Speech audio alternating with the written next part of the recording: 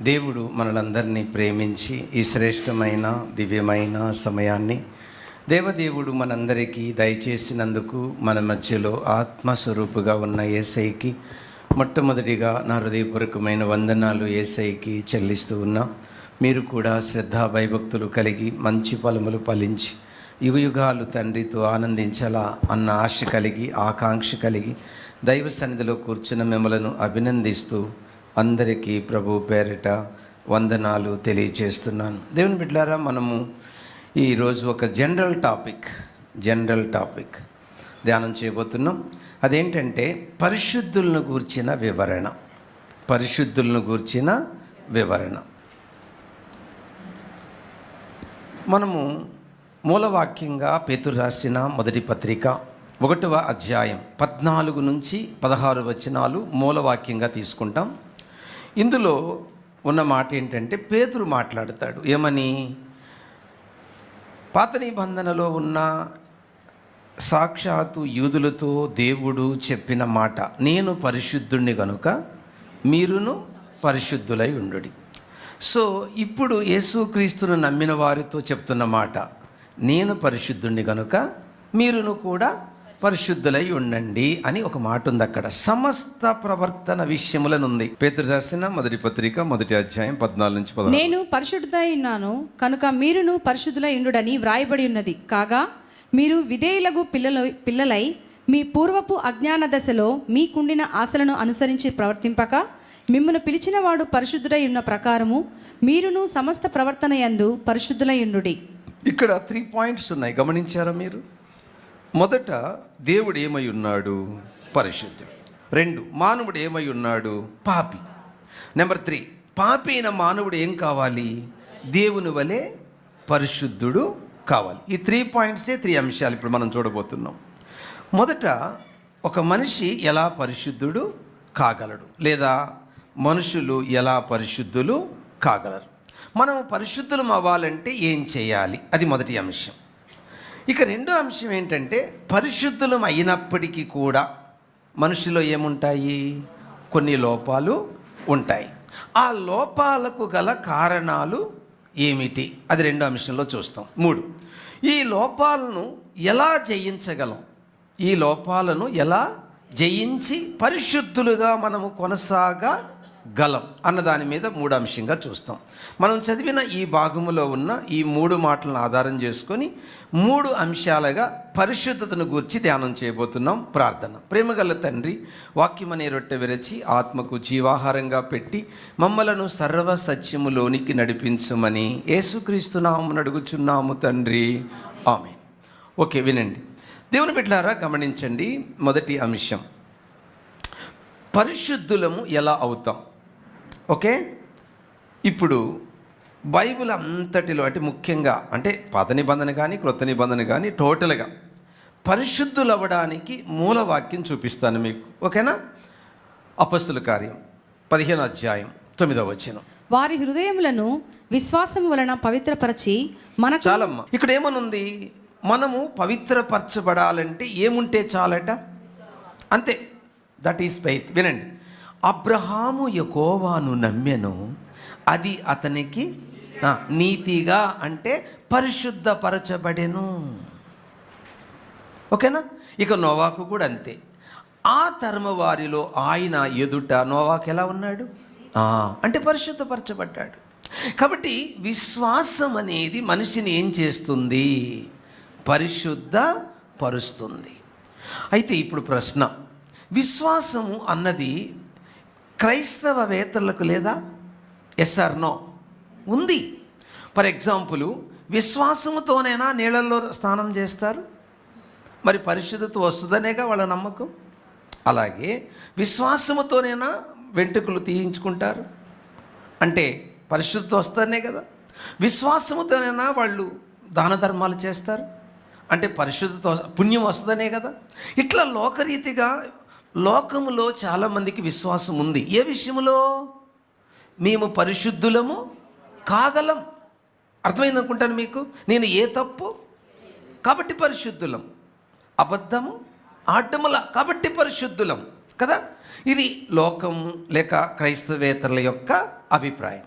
కానీ మనకు ప్రామాణికం ఏంటి? మనం పరిశుద్ధులమో కాదో అని తెలుసుకోవడానికి, మనము పరిశుద్ధులము ఎలా అవుతామో తెలిపే ఏంటి మనకున్న ఆధారము? పరిశుద్ధ గ్రంథం. Good answer. పరిశుద్ధ గ్రంథం. ఈ పరిశుద్ధ గ్రంథములో నుంచి మనము ఎలా పరిశుద్ధులము కాగలము అన్నది మొదటి అంశంలో చూపిస్తాను. ఓకేనా? ఇప్పుడు బయటకు వెళితే అది కరెక్ట్ కాదు అని బైబిల్ చెప్తుంది. ఏది? బయట ఉన్న విశ్వాసము ద్వారా పరిశుద్ధులు అమ్ముతామన్న వాళ్ళ నమ్మకం బైబిల్ ఒప్పుకోవడం లేదు. ఎందుకని చెప్పండి? ఏ భేదమును లేదు, అందరూ పాపం చేశారు. కాబట్టి పాపి పరిశుద్ధుడు కాలేడు. Note this point. ఎవరన్నారు? ఏమన్నాను? పాపి పరిశుద్ధుడు కాలేడు. మరి పాపి పరిశుద్ధుడు అవ్వగలడని బైబిల్ చెప్తుంది. ఎలా? పాపి పరిశుద్ధుడు కాగలడు. ఎలా? వినండి. ఇప్పుడు మనం చెప్పుకున్న మూలవాక్యం ఏంటి ఇక్కడ? విశ్వాసం. దేని మీద విశ్వాసము? దేని మీద విశ్వాసం ఉంటే మనము పరిశుద్ధులము కాగలం? మనము పరిశుద్ధులుగా తీర్చబడ్డానికి లేదా మనము పరిశుద్ధులం అవ్వడానికి ముగ్గురు పాత్ర ఉంది. తండ్రి, కుమార, పరిశుద్ధాత్మ, త్రియేక దేవుని పాత్ర ఉంది. వీళ్ళు ముగ్గురు ఎంటర్ కాకుండా మనము పరిశుద్ధులము కాలేము. ఇప్పుడు నేను వివరంగా చూపిస్తాను. ముందు యేసుక్రీస్తును మీ ముందుకు తీసుకొస్తాను. ఓకేనా? మీకు అర్థమైపోద్ది. ఎఫెసీ 1:1. దేవుని చిత్తము వలన యేసుక్రీస్తు అపోస్తులుడైన పౌలు ఎఫెసులో ఉన్న పరిశుద్ధులను క్రీస్తు యేసునందు విశ్వాసులైన వారికి శుభమని చెప్పారు. రెండిటి లింక్ చేయండి. పరిశుద్ధులు ప్లస్ విశ్వాసం. అంటే ఇప్పుడు దేని ద్వారా పరిశుద్ధులం అవుతాం మనము? విశ్వాసం. ఎవరి యందు విశ్వాసము? యేసుక్రీస్తునందు. ఇప్పుడు మీకు అర్థమైంది కదా? మళ్ళీ ప్రశ్న, మరి ఇప్పుడు యేసుక్రీస్తు మన మధ్య ఉన్నాడా? బాగా వినండి. ఇప్పుడు యేసుక్రీస్తు మన మధ్య ఉన్నాడా? ఏమండి? ఉన్నాడు. ఎలా ఉన్నాడు? ఆది యందు వాక్యం ఉండెను, వాక్యము దేవుని యొద్ద ఉండెను, వాక్యము దేవుడై ఉండెను. అంటే ఎలా ఉన్నాడు ఇప్పుడు? వాక్యం. ఇప్పుడు మీరు ఏమింటున్నారు?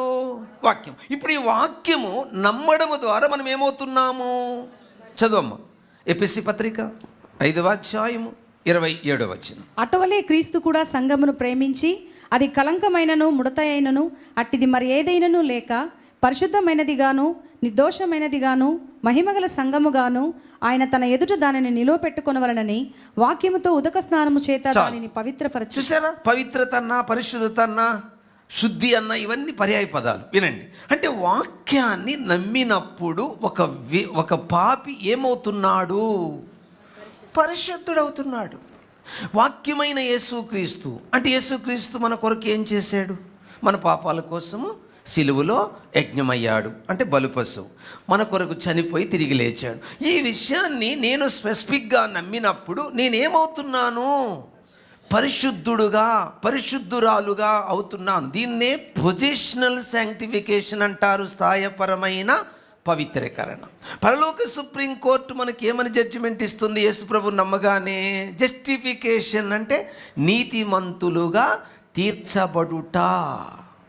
కాబట్టి ఇది మొట్టమొదటిగా జరిగేది. ఎవరైనా ప్రపంచంలో మొదట ఒక వ్యక్తి పవిత్రపరచబడాలంటే ముందు ఎవరిని నమ్మాలి? యేసుక్రీస్తు. అబ్బే లేదు నేను యేసుక్రీస్తుని నమ్మను, నేను యెహోవా దేవుణ్ణి నమ్ముతాను అంటే మళ్ళీ రక్షణ రాదు, మళ్ళీ పవిత్రం కాలేము. ఎందుకు? ఈ నామమున తప్ప ఈ నామమున రక్షణ లేదు. కాబట్టి యేసుక్రీస్తును అంగీకరిస్తే తండ్రిని అంగీకరించినట్టు, తండ్రిని అంగీకరిస్తే కుమారుని అంగీకరించినట్టు కాదు. మళ్ళీ మీరు కన్ఫ్యూజ్ అవ్వద్దు. ఏమన్నాను? యేసుక్రీస్తుని అంగీకరిస్తే ఇక తండ్రి కుమారుణ్ణి అనగా పరిశుద్ధాత్మను అంగీకరించినట్టు అవుతుంది. యేసుక్రీస్తుని పక్కకు తోసేసి నేను యెహోవానే నమ్ముతానంటే కుదరదు. ఎందుకు? తండ్రి అయిన దేవుడు కుమారుడిని అలా హెచ్చించాడు. తండ్రి అయిన దేవుడు కుమారుడికి అంత గొప్ప ఆధిక్యతనిచ్చాడు. ఈ నామమున తప్ప ఏ నామమున రక్షణ లేదు. ఓకేనా? ఇది మొదటి. ఆ తర్వాత ఈ పరిశుద్ధపరచడంలో రెండో పాత్ర చూద్దాం. ఇప్పుడు దాకేం చూసాం మనము? మొదటి పాత్ర ఏంటది? వాక్యం అంటే యేసుక్రీస్తు. ఇప్పుడు రెండో పాత్ర అంటే రెండో వ్యక్తి యొక్క మన హృదయాన్ని శుద్ధి చేసే యొక్క కార్యక్రమాన్ని చూద్దాం. ఓకేనా? చదవమ్మా. ఆ అపొస్తలుల కార్యం 22:16. కనుక నీవు తడు చేయట ఎందుకు? లేచి ఆయన నామమును బట్టి ప్రార్థన చేసి బాప్తిజము పొంది నీ పాపములను కడిగి వేసుకోమని చెప్పారు. విన్నారు కదా, ప్రార్థన మనిషిని ఏం చేస్తుంది? పవిత్రపరుస్తుంది. చూసారా? ఇప్పుడు వినండి, మొదట మనిషి ఏం చేస్తాడు? వాక్యం వింటాడు. వాక్యం హృదయాన్ని ఏం చేస్తుంది? చూపిస్తుంది. ఆ హృదయాన్ని చూసి వెంటనే మనిషి ఏం చేస్తాడు? ప్రార్థన. ఇప్పుడు ప్రశ్న, ఎవరికి ప్రార్థన చేస్తాడు? తండ్రి అయిన దేవునికి. Note this point. కుమారుడైన దేవుడు నీ హృదయాన్ని చూపిస్తున్నాడు. వెంటనే నువ్వు తండ్రి అయిన దేవునికి ఏం చేస్తున్నావు? ప్రార్థన చేస్తావు. చూసారా? పవిత్రపరచబడ్డంలో రెండో పాత్ర. మొదట నిన్ను పరిశుద్ధపరచబడ్డానికి ఎవరు? యేసుక్రీస్తు. ఇప్పుడు రెండో వ్యక్తి ఎవరు? తండ్రి అయిన దేవుడు. కాబట్టి నువ్వు పరిశుద్ధపరచబడ్డం అన్నది రెండోది ఎలా జరుగుతుందంటే ప్రార్థన. మొదట ఏం చెప్పాను? వాక్యం. చూడండి, ఆ లింక్ చూడండి ఎంత అద్భుతంగా ఉందో. రెండోది ప్రార్థన. ఇప్పుడు నెంబర్ 3, మూడో విషయానికి వస్తున్నాను. నిన్ను పవిత్రపరచబడ్డానికి మూడో వ్యక్తి ఎంటర్ అవుతాడు మళ్ళీ. ఎలా? ఎప్పుడు? చూద్దాం. తెస్సలోనికీయులకు రాసిన 2వ పత్రిక 2వ అధ్యాయం 13వ వచనం. ప్రభువు వలన ప్రేమింపబడిన సహోదరులారా, ఆత్మ మిమ్మును పరిశుద్ధపరచుట వలన. చాలు, విన్నారు కదా. మూడోది నిన్ను పవిత్రపరిచే పని ఎవరిదన్నమాట? పరిశుద్ధాత్మ. మీరు బాగా ఆలోచించండి, థింక్ చేయండి బాగా. ఇప్పుడు చూడండి, నీకు వాక్యం అర్థమైందంటే ఎవరి వల్ల? పరిశుద్ధాత్మ వల్ల. నువ్వు ప్రార్థన చేయగలిగావంటే ఎవరి వల్ల? పరిశుద్ధాత్మ వల్ల. సో పరిశుద్ధాత్మ నిన్ను ఏం చేశాడు? మీకు తెలుసు, యోహాను సువార్తలో ఆయన మన పాపములను ఒప్పింపజేశాడు. అంటే ఇప్పుడు పరిశుద్ధాత్మ పాత్ర ఉందా నిన్ను పరిశుద్ధపరచబట్టంలో? ఇంకొక వాక్యం కూడా చదువుదాం పాప. పేతురు రాసిన 1వ పత్రిక 1వ అధ్యాయం 1వ వచనం. యేసుక్రీస్తు అపోస్తులుడైన పేతురు తండ్రి అయిన దేవుని భవిష్యత్ జ్ఞానమును బట్టి ఆత్మ వలని పరిశుద్ధం పొందిన వారు. విన్నారా? ఆత్మ వలన చెప్పాలి. ఏం పొందాము? పరిశుద్ధత. కాబట్టి మనం ఎలా పరిశుద్ధులమయ్యాము అన్నది ఒక క్లారిటీ వచ్చింది. కుమారుడు ద్వారా, తండ్రి ద్వారా, పరిశుద్ధ త్రియేక దేవుని ద్వారా మనం ఏమయ్యాము? మొదటి అంశం అయిపోయిందండి. ఇప్పుడు రెండో అంశానికి వెళ్తున్నాం. ఏంటది? సరే పాస్టర్ గారు, మీరు చెప్పినట్టు 100% యేసుక్రీస్తుని నమ్మితే ఏమైపోయాం? పరిశుద్ధ. మరి పరిశుద్ధుల్లో లోపాలు ఉంటాయా?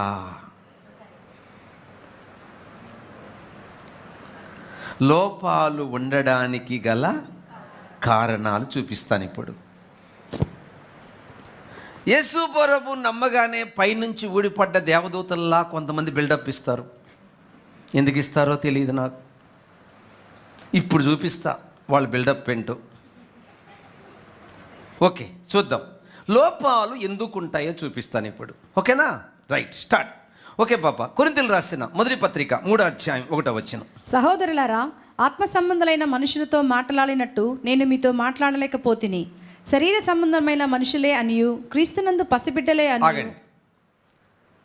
యేసు క్రీస్తును నమ్మిన, ఏమండి, తల్లి గర్భములో నుండి బిడ్డ పుట్టగానే ఆడే మొదటి పదం చెప్పండి, పసిబిడ్డ. అవునా? తల్లి గర్భం నుంచి బయటకు వచ్చిన కొద్ది కాలం వరకు ఏ పదం వాడతామండి? పసిబిడ్డ. యేసుక్రీస్తును సొంత రక్షకుడుగా అంగీకరించిన ఆ ప్రారంభ దినాలలో పెట్టబడిన పేరు చెప్పండి, పసిబిడ్డ. పసిబిడ్డ అనే పదానికి అర్థం చెప్పండి. సింపుల్, ఏం తెలియదు. ఇప్పుడు ఈ పసిబిడ్డ అనే ఈ స్పిరిచువల్ వర్డ్ నేను మీకు 3 కోణాల్లో వివరిస్తాను. లక్షణాలు, పసిబిడ్డ లక్షణాలు ఎలా ఉంటాయి. పుట్టిన బిడ్డ గురించి చెప్పట్ల, మళ్ళీ అటుపోవద్దు మీరు. దేవునిలో కొత్తగా నమ్మి రక్షింపబడిన వారి లక్షణాలు ఎలా ఉంటాయో చూపిస్తాను. చదవమ్మా. కొరింథీయులకు రాసిన 1వ పత్రిక 3వ అధ్యాయం 3వ వచనం. మీలో అసూయయు కలహమును ఉండగా. ఏనండి, యేసు ప్రభువును కొత్తగా నమ్మిన వారిలో ఏముంటాయి? అసూయ, కలహం. ఏ విషయంలో అసూయ? ఏ విషయంలో కలహం? అప్పుడు మీరు మిగతా 1 నుంచి 3 అధ్యాయాలు చదువుకుంటూ వస్తే అర్థమవుతుంది. మీరు అర్థం ఏం చదవకుండా ఈ ఒక్క వచనం చదివితే మళ్ళీ కొమ్మనగద్ది. 1 నుంచి 3 అధ్యాయాల్లో ఉన్నది ఏంటి? సంఘములో ఉన్న విశ్వాసులకు ఒకరి మీద ఒకరికి కలహము, అసూయ ఏర్పడింది. అంటే విశ్వాసుల మధ్య భేదాభిప్రాయాలు వినాయి. ఫర్ ఎగ్జాంపుల్, ఒక గుంపు పాట పాడుతుంటే మిగతా గుంపు ఏం చేయాలా? ఆనందించాలా. కానీ ఏమొచ్చింది వాళ్ళకి? అసూయ. ఒకరు వాక్యం చెప్తుంటే మిగతా వాళ్ళకి ఏమొచ్చింది? అసూయ. ఇప్పుడు అసూయ వెనక మళ్ళీ ఏం స్టార్ట్ అవుతుంది? కలహం. ఏంటా కలహం? పాడారు. ఖచ్చితంగా నా మీద డామినేషన్ చేస్తుంది. ఇందులో చిన్నలని లేదు, పెద్ద, నమ్మిన ప్రతి వారిలో ఈ శోధన ఉండి తీరుతుంది. బాగేనండి. అయితే ఎన్ని సంవత్సరాలు, ఎంతకాలము, అది మళ్ళీ ప్రశ్న. నేను వస్తాను మళ్ళీ అక్కడికి. నేనేమంటున్నానంటే, నాకు తెలియని దినాలలో ఈ పోరాటం ఉంటే దేవుడు ఖచ్చితంగా నన్ను క్షమిస్తాడు. నాకు అన్నీ తెలిసి ఈ పోరాటంలో ఉంటే తర్వాత ఏం జరుగుద్దో చివరిదాకేనండి. నెక్స్ట్ రెండో పాయింట్ చెప్తాను, చదవమ్మా. కొరింథీయులకు రాసిన మొదటి పత్రిక 3:4 ఒకడు నేను పౌలు వాడను, మరి ఒకడు నేను అపోలో వాడను. జాషువా పాస్ చెప్తేనే ఇంటా వాక్యం. ఇంకెవరు చెప్పిన వాక్యం నేను అప్పుడు ఏ పార్టీయా? లాజరస్ పాస్ చెప్తేనే వింటా నేను. ఇంకెవరు చెప్పినా ఎన్నో. అదే పార్టీయా? Lazarus party. ఇప్పుడు నా ప్రశ్న ఏంటంటే, నా గ్రోత్, నా స్పిరిచువల్ గ్రోత్ ఎక్కడుంది? పసిబిడ్డ. Good answer. ఇప్పుడు వాక్యం అర్థం కాకుండా చెప్పాడంటే ఇది గుడ్, ఎందుకంటే నాకు అర్థం కాలేదు, నేను వినలేదు, తప్పేం లేదు. బట్ ఎవరు చెప్పారు ముఖ్యం కాదు, అది వాక్యమా కాదా? ఆ వ్యక్తి చెప్పింది వాక్యమా కాదా? వాక్యం చెప్పాడా? నోటికొచ్చింది చెప్పాడు. నోటికొచ్చి చెప్తే వినాల్సిన అవసరం లేదు. మీరు లేచి వెళ్ళిపోవడమే బెస్ట్. వినండి, చాలా జాగ్రత్తగా వినండి. సో ఇది రెండవ లక్షణం. వ్యక్తి మనకు విగ్రహము కాకూడదు. యేసు ప్రభువే మన గుండెల్లో ఉండాలి. మొదట ఏం చెప్పాను? పసిబిడ్డ అనడానికి అసూయ, కలహం. రెండేం చెప్పాను? పార్టీ తత్వం. అంటే స్థలాన్ని వ్యక్తికి స్థానం ఇస్తాడు కానీ దేవునికి స్థానము, అంటే వాక్యానికి స్థానము ఇవ్వడు. దాని అర్థం ఏంటి? పసిబిడ్డ. ఇప్పుడు మూడో పాయింట్ చెప్తున్నాను, చదవమ్మా. ఎబ్రీ పత్రిక 5:12-13. కాలమును బట్టి చూచితే మీరు బోధకులుగా ఉండవలసిన వారై ఉండగా, దేవోక్తులలో మొదటి మూలపాఠములను ఒకడు మీకు మరలా బోధింపవలసి వచ్చెను. మీరు పాలు త్రాగవలసిన వారే కానీ బలమైన ఆహారం తినవలవారు కారు. మరియు పాలు త్రాగు ప్రతివాడును శిశువే గనుక నీతి వాక్య విషయంలో అనుభవం లేనివాడై ఉన్నాడు. నీతి వాక్య విషయములో అనుభవము లేనివాడు పసిబిడ్డ. Third one. ఈరోజు నన్నే టార్గెట్ చేశాడు ఈ పాస్టర్. ఇప్పుడు చెప్పండి. ఇప్పుడు అర్థం చెప్పండి. నేను ఎందుకు ఇంతసేపు చూస్తారు? Time waste. అదే అనుభవం లేదు వాళ్ళకి. ఇప్పుడు వాక్యం ఏం చేస్తుంది మనిషిని? అర్థమవుతుందా? లోపాలను చూపిస్తుంది. ఇప్పుడు లోపం చూపిస్తే టార్గెట్ చేసినట్ట పాస్టర్ అని అనుకుంటున్నానంటే అర్థం ఏంటి? వాక్యం విషయంలో నాకేం లేదు. వాళ్ళు పసిబిడ్డలు. బాగా గుర్తుపెట్టుకోండి, వినండి. సో ఇప్పటి వరకు మనం ఏం నేర్చుకున్నాము అంటే ఈ 3 పాయింట్స్లో చెప్పండి. నీతి వాక్య విషయం ఇప్పుడు అర్థమైంది అనుకుంటాను మీకు.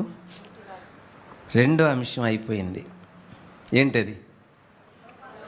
పరిశుద్ధుల్లో లోపాలు ఉంటాయా ఉండవా? చెప్పండి అందరు గట్టిగా. ఉంటాయా ఉండవా? ఉండవు అంటే పచ్చి అబద్ధం. ఉంటాయి, కానీ ఎంతకాలం ఉంటాయి? ఎన్ని రోజులు ఉంటాయి? ఎన్ని సంవత్సరాలు ఉంటాయి? ఈ లోపాలు జీవితాంతరం ఉన్నాయనుకో, ఇప్పుడు చెప్పండి, వాళ్ళు పరిశుద్ధులే గారు, వాళ్ళు పిశాసులు. అంటే గోధుమల దగ్గరున్న గురుగులు. ఈ బలహీనతలు చచ్చిందాకా ఉండకూడదు. కానీ బలహీనతలు ఏమవచ్చు? మార్పు చెందవచ్చు. కానీ ఒకే బలహీనత ఏం కాకూడదు? కంటిన్యూ కాకూడదు. కంటిన్యూ అయ్యిందంటే అర్థం ఏంటి? Positional శాంక్టిఫికేషనే wrong.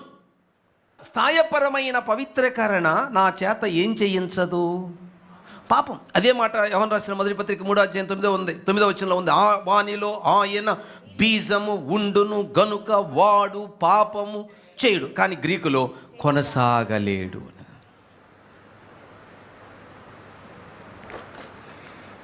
ఇప్పుడు చెప్తాను, జాగ్రత్తగా రండి. ఇప్పుడు 3వ అంశానికి వచ్చాం మనం.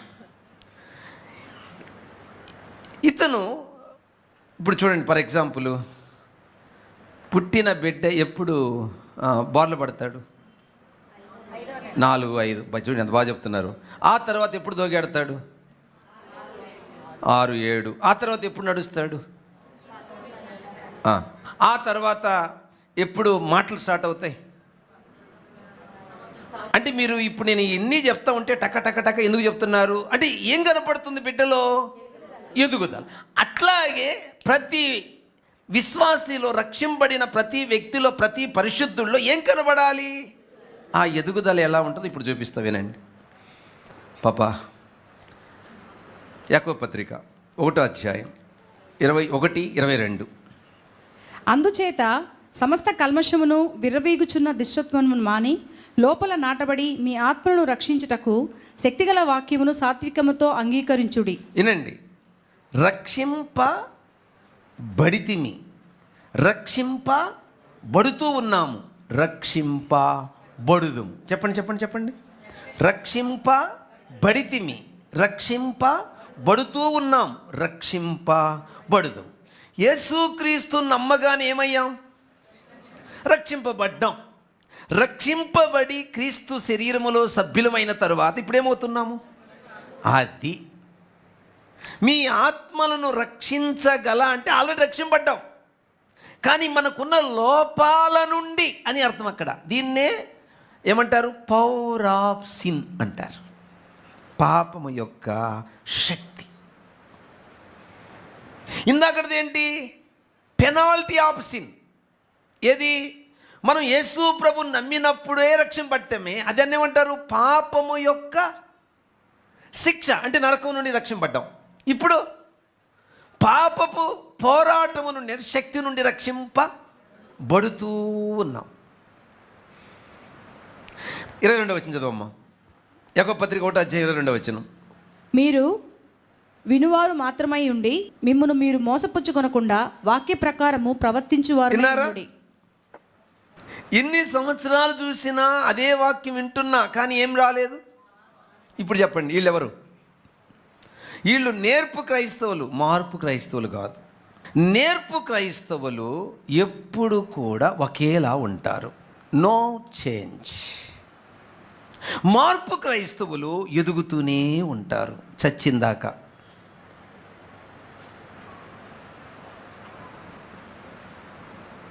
విన్నారా? అర్థమైందా? సో నేను ఏ క్రైస్తవుణ్ణి, నేను ఏ క్రైస్తవురాల్ని?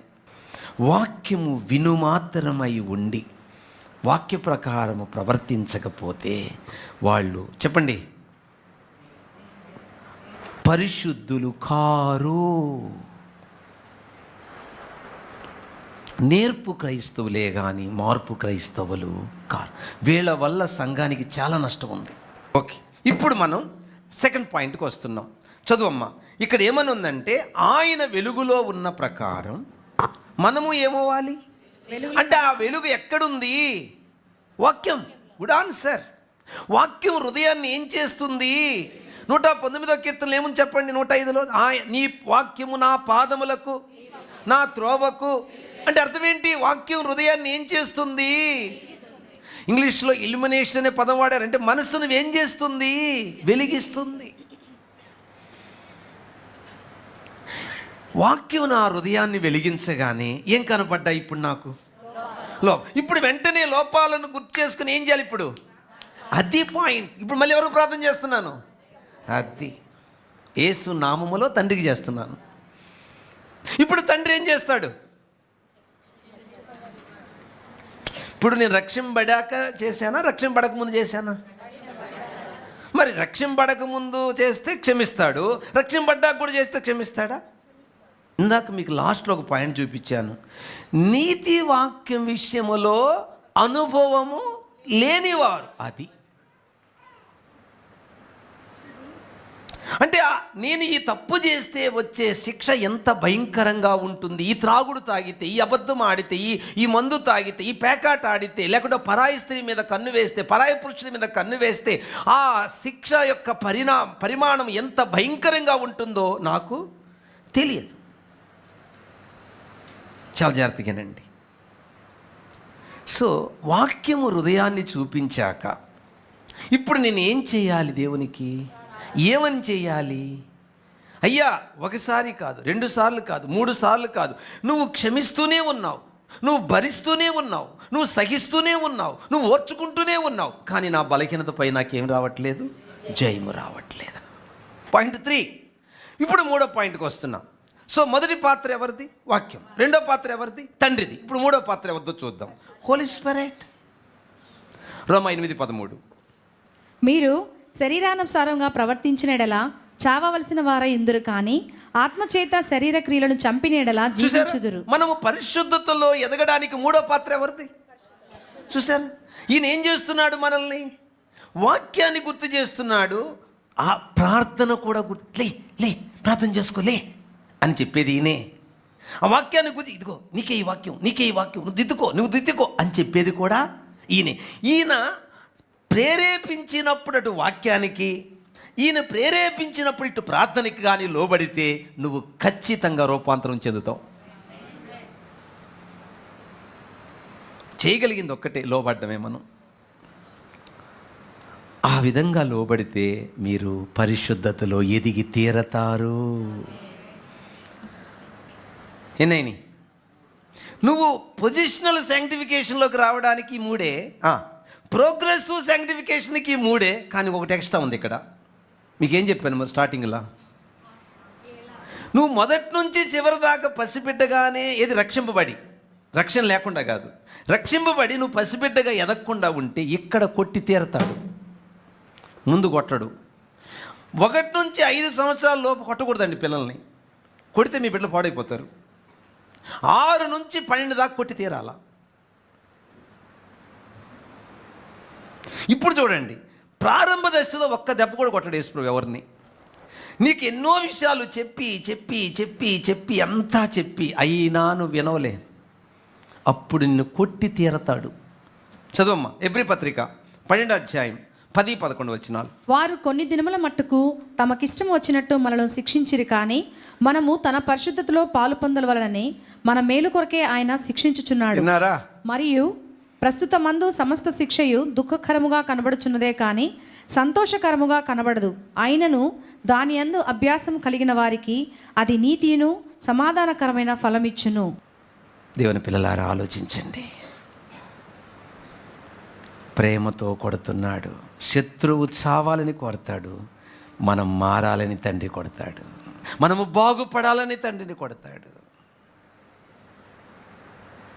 ఆలోచించండి దేవుని బిడ్డలారా.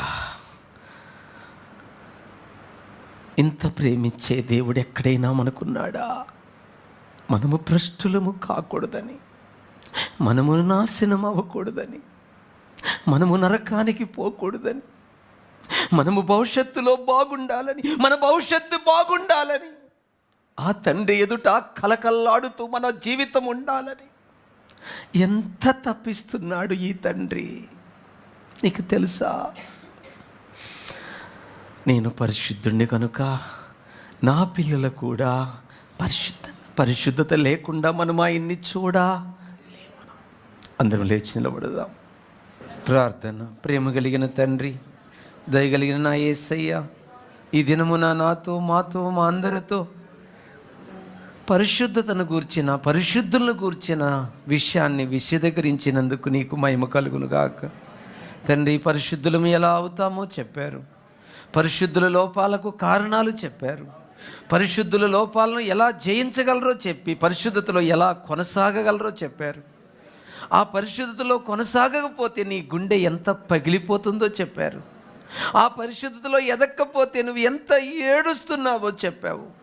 కాబట్టి నిన్ను ఏడిపించేవారంగా కాక, నిన్ను దుఃఖపెట్టేవారంగా కాక, నీకు లోబడి భయపడి వినయముతో భయభక్తులతో పాపాన్ని విడిచి పరిశుద్ధంగా జీవించేటట్టు నీ కృప జీసస్ మినిస్ట్రీలో ప్రతి బిడ్డకు కలుగునుగాక, సకల పరిశుద్ధులకు కలుగునుగాక. ఇలాగు దీవించమని యేసుక్రీస్తు నామమున అడుగుచున్నాము తండ్రి.